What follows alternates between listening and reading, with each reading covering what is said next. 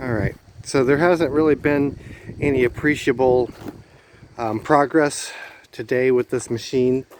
I'm gonna wait until tomorrow and get some bigger rollers to try to get it the rest of the way into the garage, and tomorrow hopefully I'll have a little more energy to get the table the rest of the way onto the machine. But in the meantime, here's something that kind of struck me as interesting that I figured I would investigate and kind of bring you guys along with.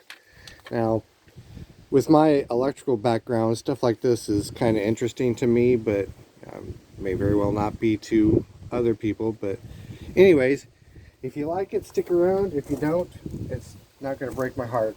But the old motor starter that was on this thing is, well, rather ancient looking, so I wanted to kind of take a look at it a little more closely. Canadian Controllers Limited. That's not a brand name that I've seen before. Now I'm going to see if I can get some of this paint off of here and see if it's the same label up there, but let me open it up first.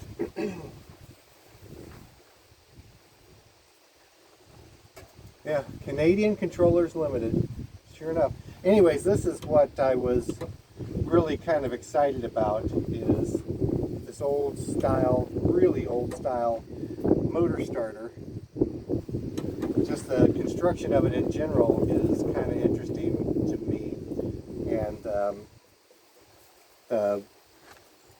the overload heaters, I'm assuming that's what's underneath of these two right here, is more of this. The sun's so bright I can't really tell for sure.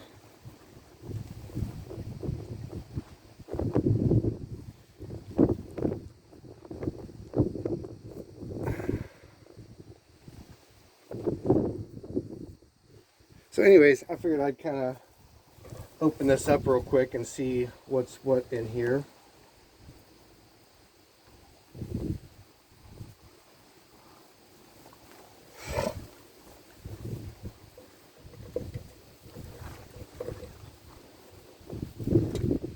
Feels like this is kind of all that old Bakelite plastic type stuff, or phenolic. I can't really tell for sure, but oh yeah, sure enough, that's what it is.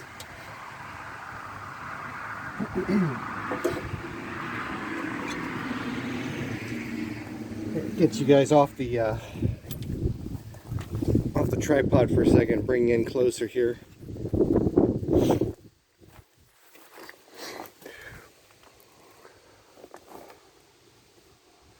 Such an interesting old piece. Now, I'm just as interested in old electrical devices as I am old machines because of, like I said, my background in electrical stuff anyways.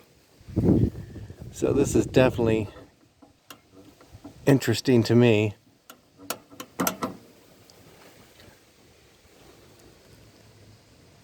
Wish I could see the actual contacts. I don't know, this thing's interesting enough. I might actually tear into it a little bit farther. I don't know. I'm probably not likely to use this motor starter in the future anyways.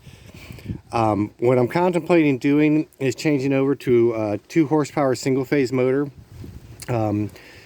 It came to me with a 5 horse 3 phase motor, and well, obviously I can't run 3 phase without some sort of inverter or converter, and I've just been reluctant to go that route anyways. And I'm not looking to try and make gigantic chips with this machine.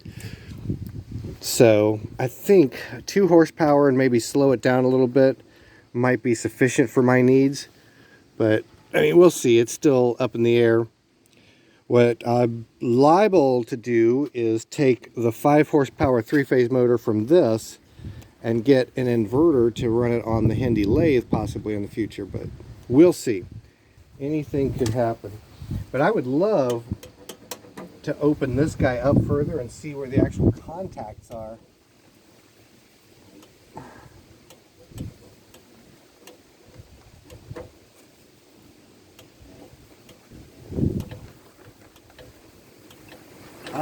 think I see them.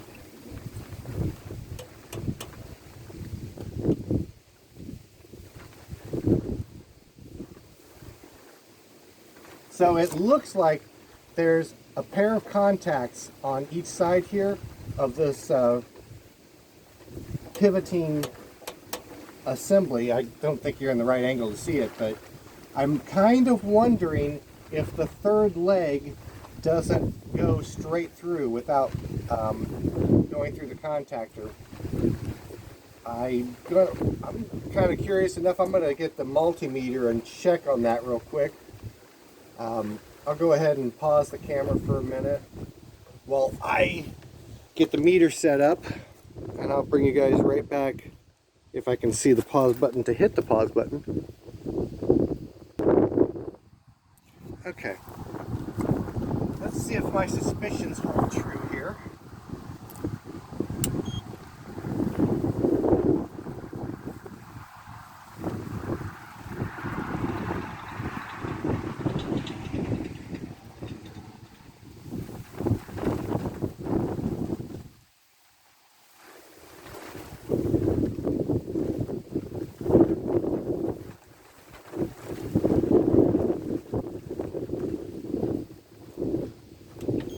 Nope, they don't.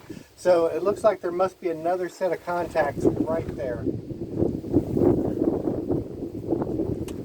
Oh yeah, okay, I can see it now. So I'll get you guys off the tripod again. Okay, right here is the coil itself, and then right down here, not what I'm actually putting my finger on, but below it is the other set of contacts. So there's a pair of contacts here, a pair of contacts here, and a pair of contacts there, it looks like. Interesting. So, oh, we got something else going on here. Oh, fantastic.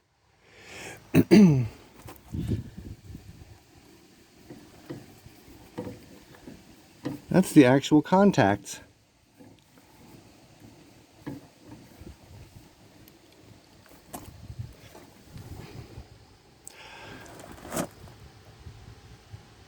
Oh, okay. I was mistaken. Okay. Little do-over here. So it looks like we've got 4 separate contacts. 3 of them are for the motor, the phase conductors for the motor, and 1 will be a holding circuit for the start-stop button. That makes more sense now. Interesting. I just wish I could actuate them. I wish I could actually actuate the contacts with these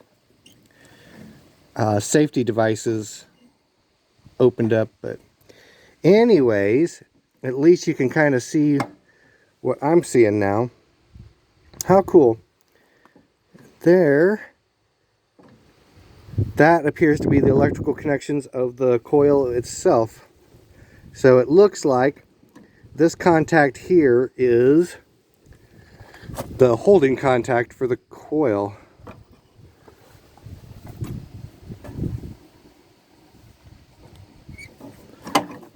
Or is it?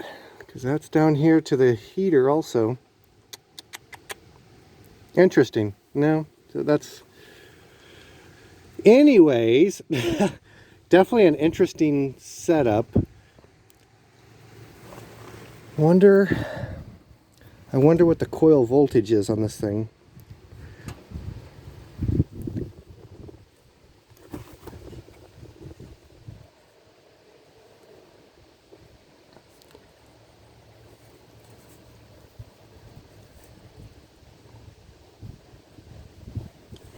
Oh well, it's not that important.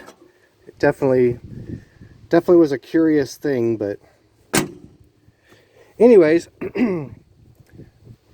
I thought that was worthy of a video all to its own right. So hopefully tomorrow we'll have some video of this thing working its way into the garage. So anyways, I'll catch you guys later.